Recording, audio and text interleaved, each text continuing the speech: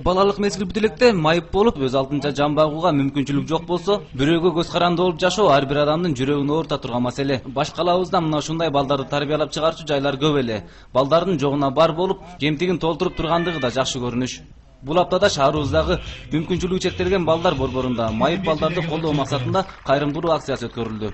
Сен бизге керексиң деген аталыштагы бул иш-чарага шаарыбыздагы бир топ белгилүү адамдар келип катышты. Алар балдардын келечеги үчүн колдоо көрсөтүү керектигин айтып, өз жардамдарын көрсөттү.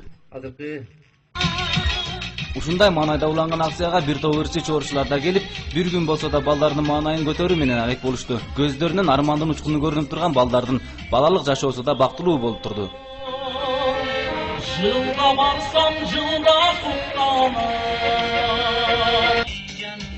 жаш туруп оор тагдырга моюн сунган балдарга кам көрүү бул фонддун мурдатан келаткан салты. Улуу кичүү дебей келгендер балдардын келечегине кайдыгер эмес экендиктерин айтышты. Өзгөчө бийчилер бийлегенде балдар бери эле карап турушту.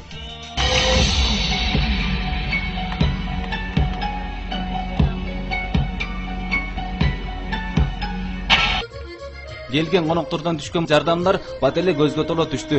Айлана майрамдагыдай жаркырап, балдардын жүзүндөгү кубанычты көрүп ичин элжирейт. Бул борбордо тарбияланып жаткан таланттуу балдар да келгендерге өз өнөрлөрүн көрсөттү.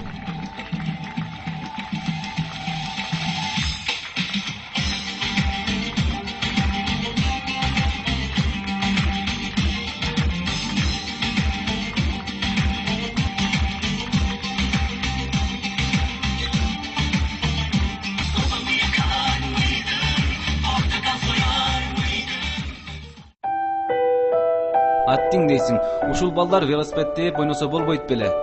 Ушул эле кыздар көп эле куу ойносо болбойт беле? Деген менен алардын ушундай борбордо татыктуу тарбия алып жатканына да шүгүр дейли. Келечек алдыда эмеспи?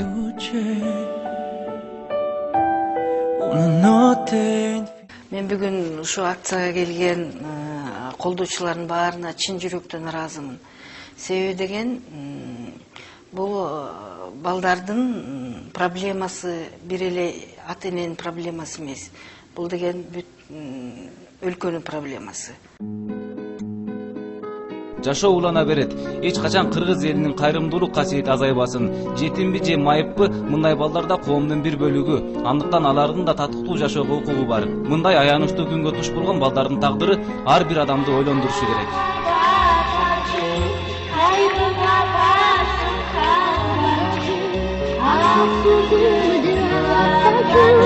Baldarımdan maksadım, baldarım.